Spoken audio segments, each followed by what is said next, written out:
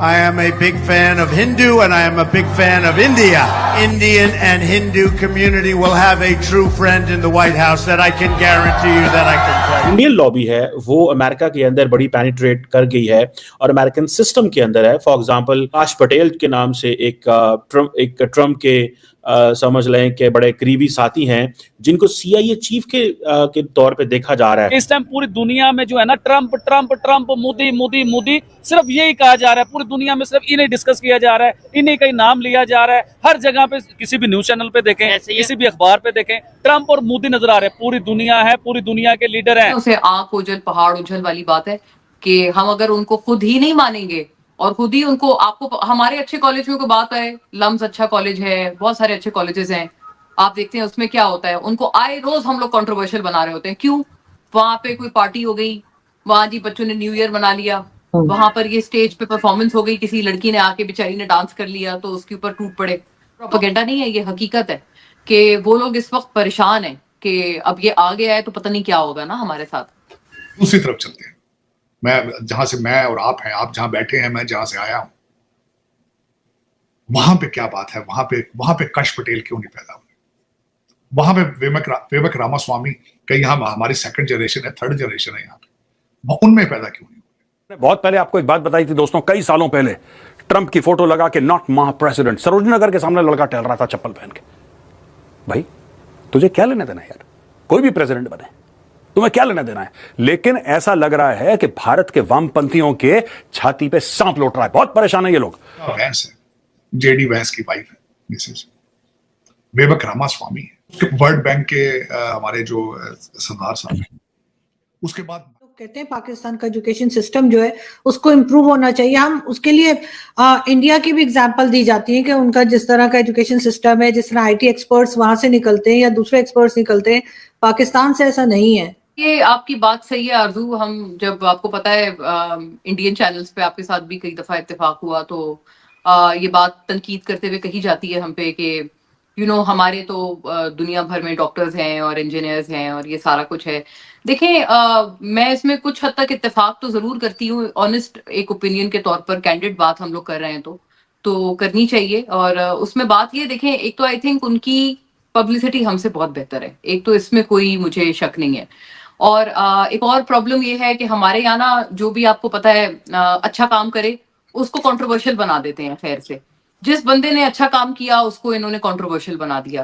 आप किसी मर्जी को उठा लें, आप मलाला यूसुफजई को उठा लें, आप डॉक्टर अब्दुल सलाम को उठा लें, मतलब जो बंदा यहाँ पे अच्छा काम करता है उसको कंट्रोवर्शियल बना देते हैं. फिर होता क्या है कि वो जो एक इकोनॉमिस्ट थे, उनका भी मेरे जहन से डॉक्टर आतिफ खान साहब हैं. तो ये सारे वो लोग हैं कि जो यहाँ पर काम करते हैं और वो करना चाहते हैं, वो मुहिब्बे वतन हैं और वो पाकिस्तान को ही अपनी शिनाख्त कहते हैं. उनसे बाहर जो मर्जी पूछे वो बड़े प्राइड से बताते हैं कि हम पाकिस्तानी हैं. लेकिन पाकिस्तानी अवाम अनफॉर्चुनेटली मतलब barring the likes of us, हम लोगों के अलावा अगर आप बाकी अवाम या उस लेवल पे आप बात करें अवामी सतह पे, तो वो तो कहेंगे हाँ ये कौन है, ये तो नहीं है, ये तो उनका एजेंट है, ये तो फलाने का एजेंट है, ये तो हमारा नहीं है. मतलब वो बेचारे इतने फख्र से अपना नाम पाकिस्तान से जोड़ते हैं और हम लोग उनको अनफॉर्चुनेटली हम कहते नहीं ये हमारा नहीं है, ये उनका एजेंट है, ये उनका एजेंट है, हमारा नहीं है ना. तो ये कितने अफसोस की बात है. आई थिंक एक ये सबसे बड़ा प्रॉब्लम मैं आइडेंटिफाई कर पाई हूँ, क्योंकि मैं समझती हूँ देखें पाकिस्तान में ठीक है गूगल के मालकान जो हैं वो इंडियन हैं, भारत ने इंडिया ने बहुत जगह पे पेनिट्रेट किया हुआ है, but I think Pakistan is not bad इधर. उन पाकिस्तानी भी जो ह्यूमन रिसोर्स है बहुत जगहों पे उन्होंने भी अपना बहुत एक अहम मार्क बनाया है. बट प्रॉब्लम क्या है? प्रॉब्लम ये है कि हम लोग उनको उस तरह से ओन ही नहीं करते. वो लोग उनको ओन करते हैं, उन पे बायोपिक बना लेंगे. आपको पता है इंडिया में आजकल अक्सर ये ट्रेंड चला हुआ है, हर उनके किसी भी लिविंग और डेड लेजेंड के ऊपर वो लोग बायोपिक बना रहे हैं.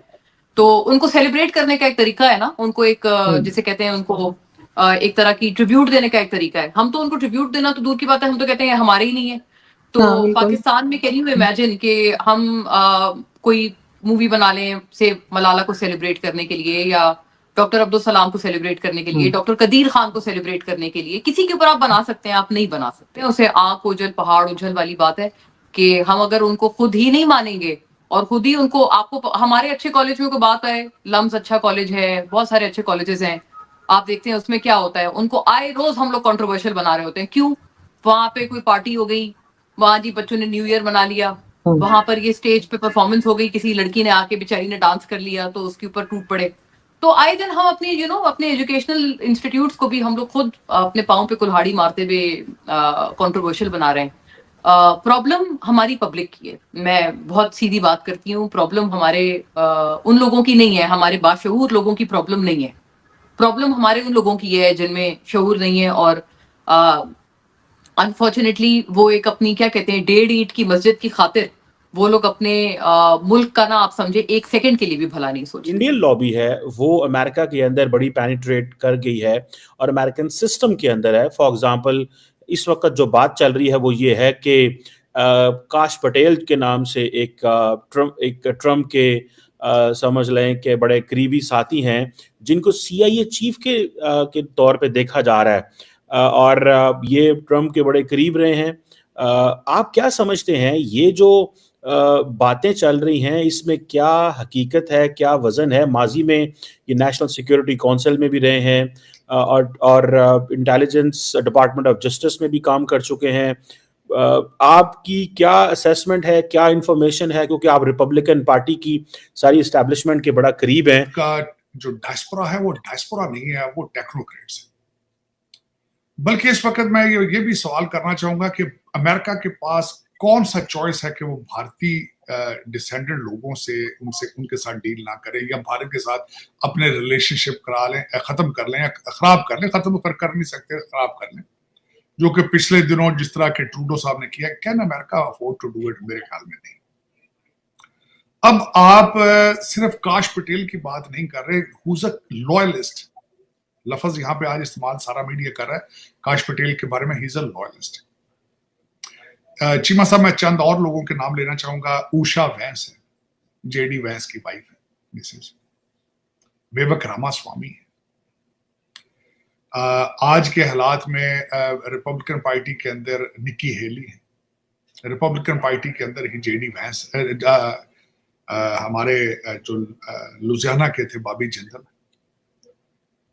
अब उसके वर्ल्ड बैंक के हमारे जो सरदार साहब हैं। उसके बाद माइक्रोसॉफ्ट हैं, गूगल देखें, एप्पल देखें, ये सारे घेरे आसपास के जो है। ये मुझे बताएं क्या चॉइस है अमेरिकन के पास? क्या do you have any choice? They don't have any choice.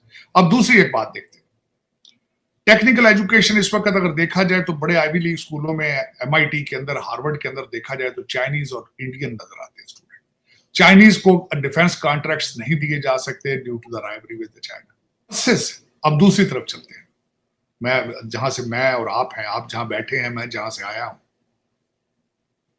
वहां पे क्या बात है? वहां पे काश पटेल क्यों नहीं पैदा हुए? वहां पे विवेक रामास्वामी कहीं यहाँ हमारी सेकंड जनरेशन है, थर्ड जनरेशन है यहाँ पे, उनमें पैदा क्यों नहीं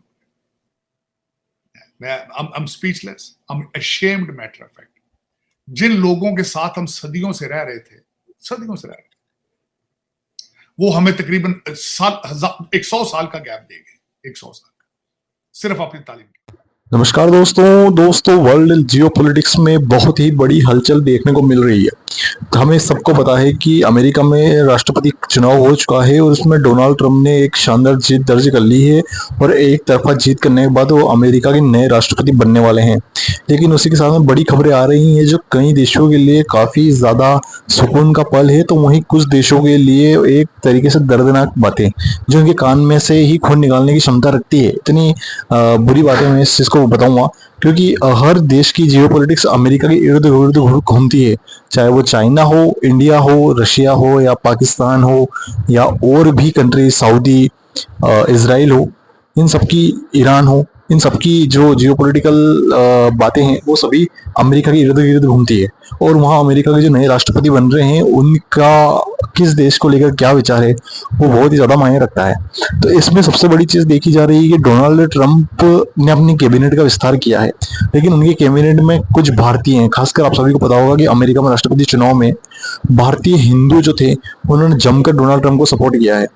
तो उसी की बदौलत है या उसकी रिवार्ड के थ्रू मैं बता सकता हूँ कि डोनाल्ड ट्रंप वहाँ उन भारतीयों को एक बहुत ही बड़े लेवल पे पद देने की क्षमता रखते हैं, जिसमें CIA का पद, FBI में पद, उसके बाद अपनी सीनेट कैबिनेट के अंदर सबसे बड़े बड़े पद जो कि हो सकते हैं वो भारतीयों को मिल सकते हैं, जिसमें दो नाम सामने आ रहे हैं। एक तो विवेक रामास्वामी जो कि खुद राष्ट्रपति चुनाव के उम्मीदवार थे, और दूसरे थे काश पटेल जो कि CIA के चीफ बन सकते हैं।